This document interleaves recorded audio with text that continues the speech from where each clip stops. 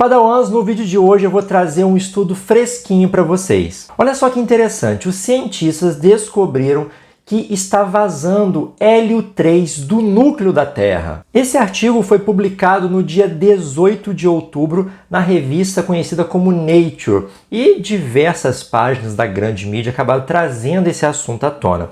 E muita gente acabou ficando na dúvida ali do que realmente estava acontecendo, né? Então, esse vídeo é para você entender de uma vez por todas o que é esse tal de hélio 3 que está vazando do núcleo, por que está vazando, de onde esse material vem e qual é a importância disso. Então fica até o final para você descobrir todas essas respostas. Bora lá!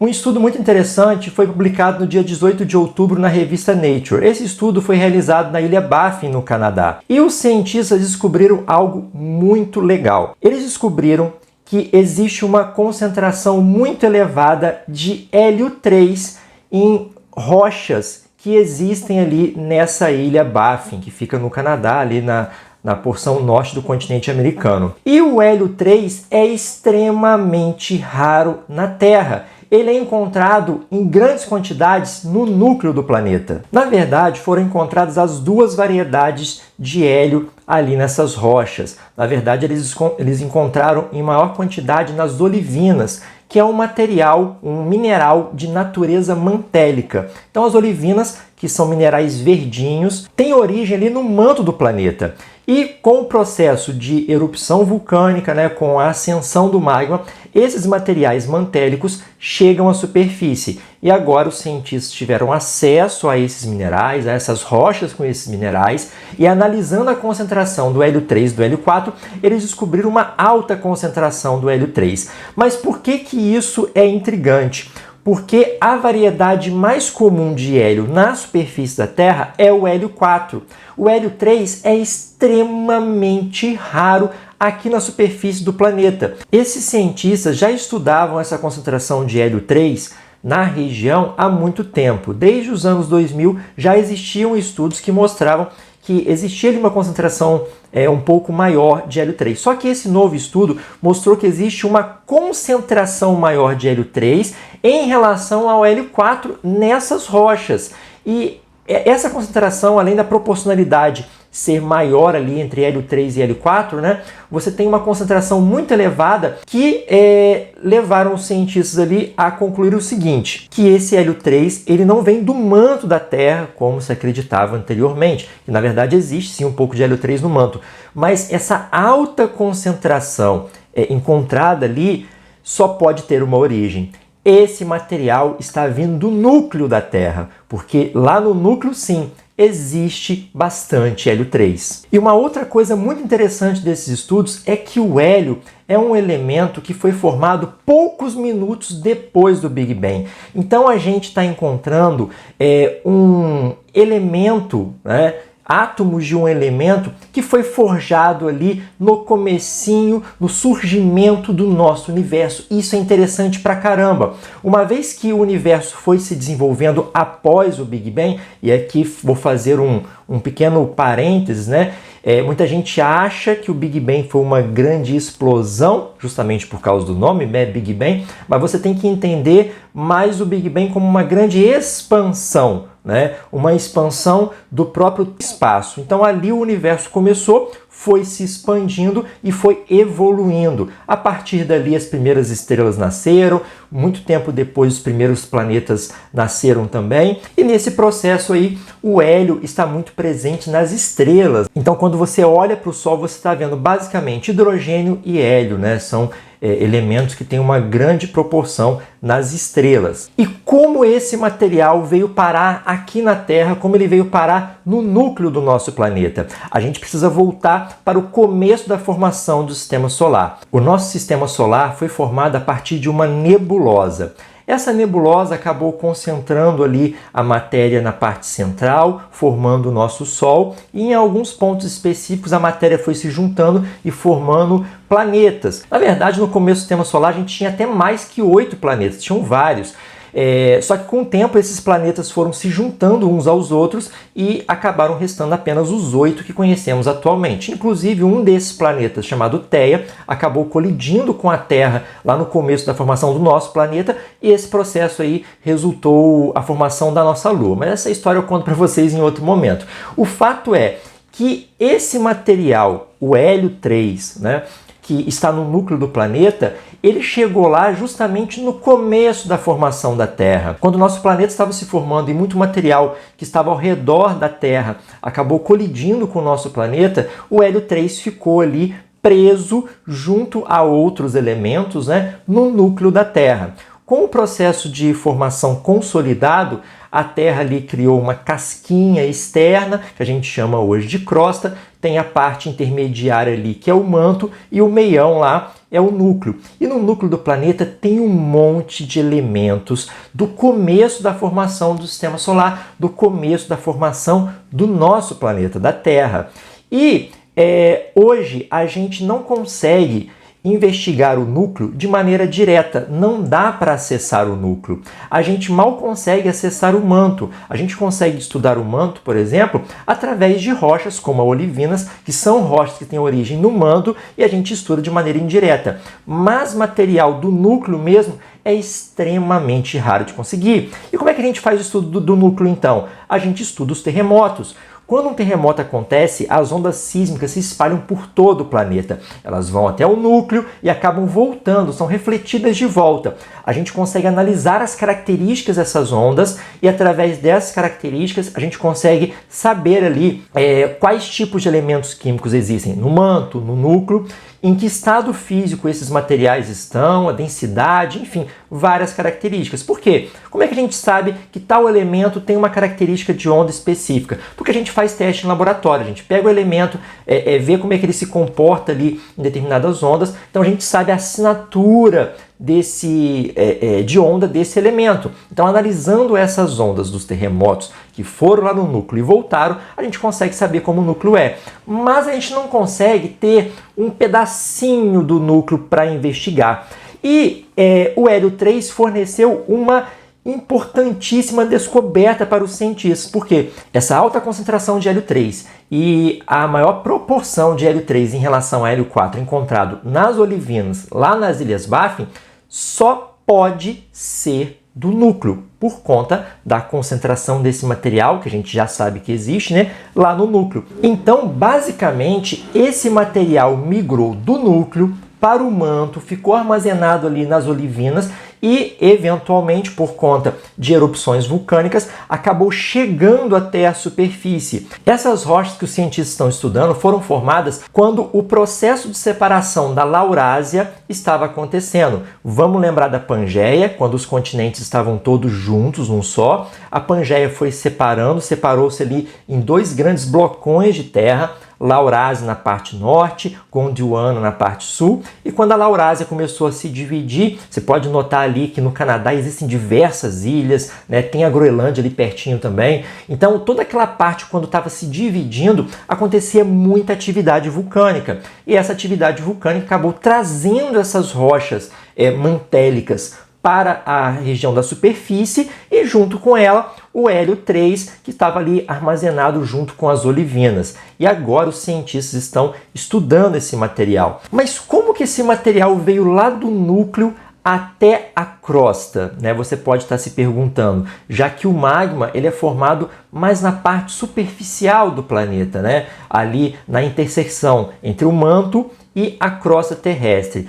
Bom, você vai se lembrar de vulcões como o Cumbre Vieja, o Havaí, o Yellowstone, que são hotspots. Hotspot basicamente é um vulcão que acontece no centro de uma placa tectônica, porque a atividade vulcânica geralmente acontece em regiões de bordas de placas, ou em regiões convergentes, onde você tem um processo de subducção de uma placa, o enrugamento da outra, você tem atividade vulcânica, como na Cordilheira dos Andes, ou então no processo de separação das placas tectônicas, como no meio do Oceano Atlântico, né?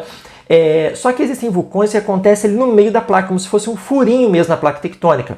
E isso acontece por causa da ascensão de uma pluma mantélica. Basicamente, um material muito quente que vem ali da da separação entre núcleo e manto, vai ascendendo por conta das correntes de convecção. Corrente de convecção, propriedade física, né? Onde o material fica mais quente, fica menos denso, sobe, ele se esfria, fica mais denso e desce. Isso acontece, por exemplo, na atmosfera, acontece no oceano e acontece também no manto terrestre. Então, a ascensão de uma pluma mantélica acaba forçando ali a crosta, formando então um hotspot. Isso aconteceu lá na Ilha Baffin há muito tempo atrás, o que levou esse material lá do núcleo até a superfície. Agora os cientistas encontraram. Uma outra informação muito interessante, bom, se tudo isso já não fosse interessante o suficiente, eu já estou aqui pirando com essa informação, né? Mas olha só, o hélio 3, como eu falei, ele é muito comum lá no núcleo porque ele ficou guardado, né? Desde o período da formação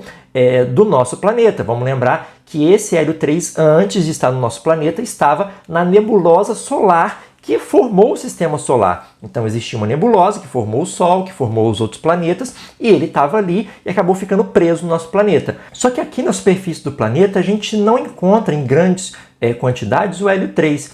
Já o hélio 4, ele é encontrado em maior quantidade, e ele é usado, por exemplo, para encher aquelas bexigas de festa, né? Acho que todo mundo já viu uma bexiga daquela. É um gás que tem uma densidade menor do que a atmosfera no geral, então a bexiga fica ali flutuando, né? E o pessoal também usa sugando esse gás ali para deixar a voz fininha, com aquela voz engraçada. Tinha alguns programas de televisão que faziam essa brincadeira. Fazia a pessoa sugar um pouquinho de hélio 3 e ficava com a voz ali esganiçada. Só que o hélio 3 ele é muito comum em outros lugares do sistema solar. Por exemplo, na Lua existe muito hélio 3, assim, muito com muitas aspas, né? Porque ele também tem uma quantidade bem menor. Mas assim, em comparação com a superfície da Terra, existe muito hélio 3 na superfície lunar. E esse hélio 3 da superfície lunar chegou lá através do vento solar. O vento solar joga essas partículas de hélio 3 e essas partículas ficaram ali presas no regolito lunar, no solo da Lua, justamente por conta do tempo que o solo lunar ficou exposto ao vento solar. Vale destacar que a Lua não tem atmosfera, né? Então esse vento solar ele atinge em cheio o solo lunar, enriquecendo esse solo lunar com hélio 3. Já no planeta Terra, a gente tem a atmosfera. A atmosfera protege a Terra de grande parte de partículas vindas do espaço, e também a gente tem uma outra proteção, o campo magnético do planeta. A magnetosfera acaba repelindo grande parte dessas partículas, então a gente tem a proteção do campo magnético, a proteção da própria atmosfera. Então esse hélio 3 jogado pelo vento solar não chega até a superfície do planeta. Então aqui na Terra ele existe lá no núcleo, e lá na Lua ele existe na superfície lunar. Inclusive, os países aí estão se mobilizando, cada um com as suas agências espaciais e respectivas empresas privadas também, para conseguir um jeito, né, uma máquina para extrair esse hélio 3 da Lua e trazê-lo de volta para a Terra. Mas por que cargas d'água eles querem tanto esse hélio 3? O que ele tem de especial? É porque essa variedade do hélio, esse isótopo do hélio, ele pode ser usado na fusão nuclear. E a fusão nuclear é um sonho de todo cientista que mexe com essa parte, né, da ciência aqui no planeta Terra, porque a partir da fusão nuclear a gente pode ter uma geração muito grande de energia, usando ali relativamente pouco combustível, e seria um processo extremamente mais limpo e menos perigoso do que o da fissão nuclear, que são das usinas nucleares, que geralmente a gente usa, por exemplo, o urânio. E então o hélio 3 da Lua seria um importante combustível para alimentar esses futuros reatores de fusão nuclear. Para vocês terem ideia, a quantidade de hélio 3 que existe na Lua poderia abastecer de energia a Terra toda por dezenas de anos. Então, olha só o potencial que esse material tem.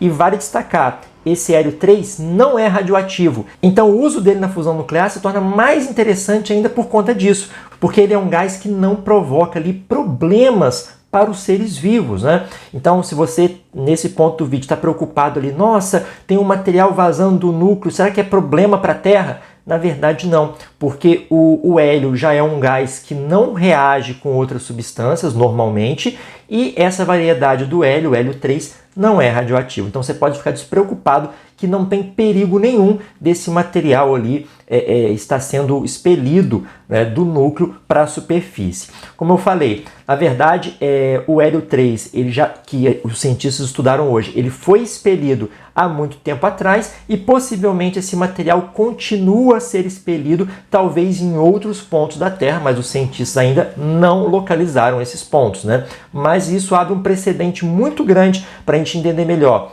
como é o núcleo da Terra, porque é um material que vem diretamente do núcleo, como foi a dinâmica de formação do nosso planeta, entender melhor ainda, né? Atualizar o que a gente já sabe e talvez a gente descobrindo aí novas fontes de hélio 3, ainda é uma concentração muito baixa para ser usado comercialmente, né? Mas quem sabe a gente não poderia coletar esse hélio 3 para futuramente usar em reatores de fusão nuclear. Tá aí uma esperança para o futuro. Bom, pessoal, esse foi o nosso vídeo de hoje. Bem legal esse estudo, eu achei assim realmente muito interessante. Comenta aqui embaixo o que você achou disso tudo, se você já conhecia o hélio 3, se você sabia que ele existia em grandes quantidades ali no núcleo da Terra, enfim, eu quero saber a sua opinião.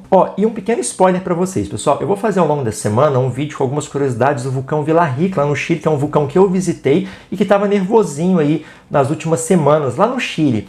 E eu mandei fazer porque, assim, foi o primeiro vulcão que eu visitei, é um vulcão muito lindo, a cidade ali que eu estava, Pucón, é uma cidadezinha muito gostosinha de você passear, enfim. E eu tirei belíssimas fotos de lá. E eu mandei fazer um caderno para mim. Eu queria mostrar para vocês como esse caderno ficou legal. Olha só que maneiro. Essa foto aqui eu tirei do vulcão, né? Eu estava distante dele, eu estava na cidade de Pucón. Mas olha só que interessante. Aí eu fiz essa arte aqui e pedi para montarem esse caderno. E por dentro ainda personalizei, com um vulcãozinho aqui. Eu achei que ficou muito da hora. Agora vai ser aqui que eu vou escrever os roteiros, né, dos vídeos para vocês. Detalhe que dentro ainda tem aquela capinha de colocar documento que todo aluno já usou para colocar prova, né, antigamente. E olha só que bacana, eu achei que ficou muito legal, gente, eu gostei muito desse caderno, ficou muito bonito, fala sério, né? Mas essa semana ainda saiu o vídeo sobre o vulcão Villa Rica. Bom, pessoal, se você gostou muito desse vídeo, deixa o seu like, comenta, como eu já pedi para vocês comentarem, e compartilha com aquelas pessoas que gostam aí de saber mais informações sobre vulcões. Tá vendo como a gente entender melhor os materiais vulcânicos faz com que a gente descubra também coisas do interior do planeta, do interior da Terra e até do passado do nosso planetinha azul. Isso é bem legal. Não me conhecia? Aproveite para se inscrever e ativar o sininho para não perder nenhum vídeo novo. E se você costuma comprar alguma coisa pela Amazon, eu vou deixar o meu link de associado aqui embaixo. Então, se você for comprar por lá, você clica no meu link, você vai abrir a página da Amazon, escolhe o que você tem que comprar ali e tal, e finaliza sua compra através do meu link, porque assim você ajuda aqui o canal de forma gratuita para você. Eu agradeço muito. Pessoal, eu vou ficando por aqui, um grande abraço, uma boa semana, até a próxima. Tchau, tchau.